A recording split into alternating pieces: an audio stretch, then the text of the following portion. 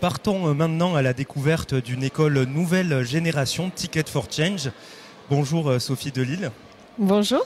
Vous êtes responsable rayonnement et porte-parole de Ticket for Change. Bienvenue ici au Forum 3.0.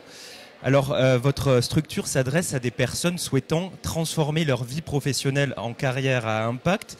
Vous les aidez, vous, dans ce parcours. Tout d'abord, expliquez-nous ce que c'est qu'une carrière à impact. Quel type de métier ça comprend ? Alors, s'engager dans une carrière à impact, c'est contribuer à faire avancer des grands sujets sociaux, environnementaux au cœur de sa vie professionnelle. C'est du coup choisir d'utiliser ses talents, son énergie, son temps de travail pour une cause qui vous porte, qui vous anime et d'être rémunéré pour le faire. Et ça fait quand même la différence. Toujours bien d'être un peu rémunéré. Voilà.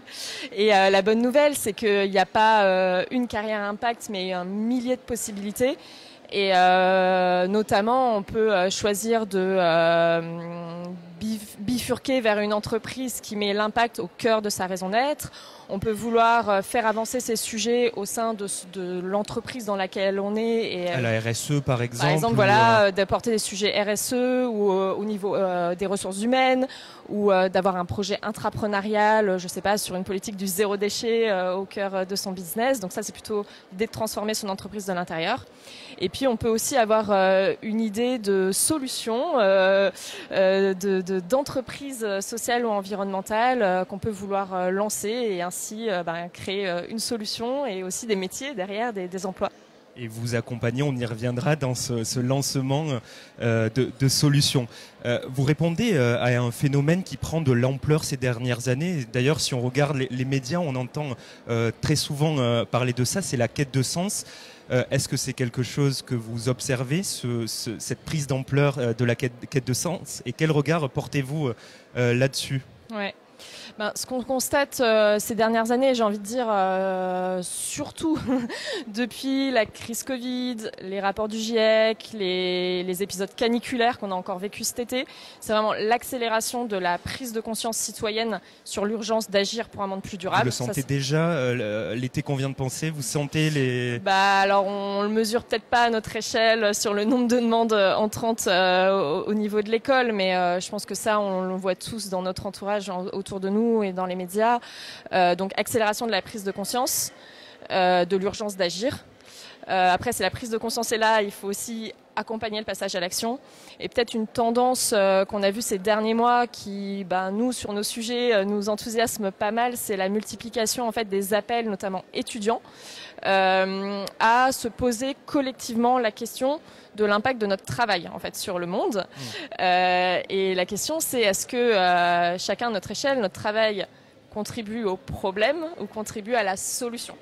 Et nous, notre métier chez Ticket for Change, c'est d'engager les gens à en faire une solution pour le monde. Voilà, exactement. Est-ce que c'est une tendance qui, pour l'instant, ne touche que certains milieux et certaines zones géographiques, ou c'est assez uniforme sur le territoire? Ouais, alors c'est vrai qu'on a beaucoup entendu parler des discours de diplômés des grandes écoles. Oui. Voilà.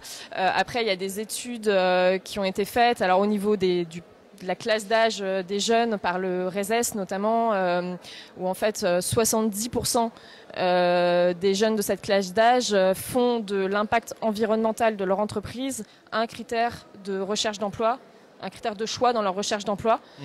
Donc ça déjà c'est une tendance intéressante. De fond, en plus. 69% aussi je crois appellent à être formés aux enjeux de la transition écologique et sociale au cœur de leur formation. Alors on parle effectivement de l'enseignement supérieur. Et nous, de notre côté, on avait fait une étude IFOP il y a tout juste 1 an. Et en fait, ce qu'on avait observé qui était assez... on s'y attendait pas, c'est que 83% des Français estiment pareil que l'impact de leur travail sur le monde est un critère important, pas forcément décisif, mais important dans le cadre de leur recherche d'emploi. Et finalement, les chiffres bouger très très peu en fonction de la classe sociale ou de la zone géographique. Et ça, je pense qu'effectivement, c'est une évolution. Avant, c'était un sujet peut-être de niche, de personnes qui avaient la capacité de pouvoir se poser ces questions, la liberté de peut-être prendre du temps pour changer de carrière également facilement. En tout cas, c'est des préoccupations maintenant qui ne sont plus liées ni à l'âge, ni à la classe sociale et qui commencent à être intégrées, je pense, Donc, au ça sein fait, de toute ça la fait société. plus de personnes pour Ticket for Change à former. Quelle est justement votre offre à destination de ces personnes souhaitant se lancer dans une carrière qui a de l'impact? Il y a plusieurs programmes, il me semble, dont un sur l'entrepreneuriat, c'est un peu votre programme phare, et un nommé Exploration, plus sur la carrière de salarié. Okay. Est-ce que vous pouvez nous expliquer un peu comment ça se construit? Alors effectivement, notre métier, c'est d'accompagner, on l'a dit, les personnes qui veulent transitionner vers des voies professionnelles à impact. Et on peut accompagner, donc on a effectivement un programme pour plutôt les entrepreneurs. Donc c'est un parcours de 6 mois pour des entrepreneurs qui ont juste une idée, pour l'instant, qui commence avec une idée, qui n'a encore rien fait, quoi, pas de prototype. Par exemple, quel type d'idée? Je sais pas, lancer un supermarché zéro déchet. On a accompagné un projet comme ça qui s'appelle le Drive to Nu. Voilà, dont on entend parler ces derniers temps. Qui se déploie sur tout le territoire et que je vous invite à aller voir. Ça peut être sur un sujet aussi d'inclusion sociale, de lutte contre l'isolement des seniors, enfin que sais-je, tous les sujets sont... Voilà, donc on accompagne ces entrepreneurs de l'idée jusqu'au prototype, jusqu'au lancement de leur structure, sous un format hybride, en présentiel, en collectif, mais aussi individuellement, avec du mentoring, du coaching, des sessions collectives, tout ça sur 6 mois. Et puis, si vous êtes plutôt en quête de sens, mais en quête aussi d'un emploi plutôt salarié au sein d'une entreprise qui met l'impact au cœur de son business, alors là, on vous invite plutôt à découvrir le programme qui s'appelle l'Exploration. C'est 3 mois d'accompagnement qui commence avec un week-end en collectif pour faire le point sur vos aspirations professionnelles, aussi vos rêves pour le monde, vos sujets de prédilection, pour ainsi, pas à pas, pouvoir construire votre projet professionnel tout en vous connectant et en créant votre communauté, votre tribu d'entraide et de pairs avec qui vous allez sur le chemin avancer, quoi. Pour être clair, on n'apprend pas un métier chez Ticket for Change. Non. On apprend à trouver sa voie, à activer ses talents. Vraiment, pour nous, c'est très important, cette notion de talent. On a tous des talents.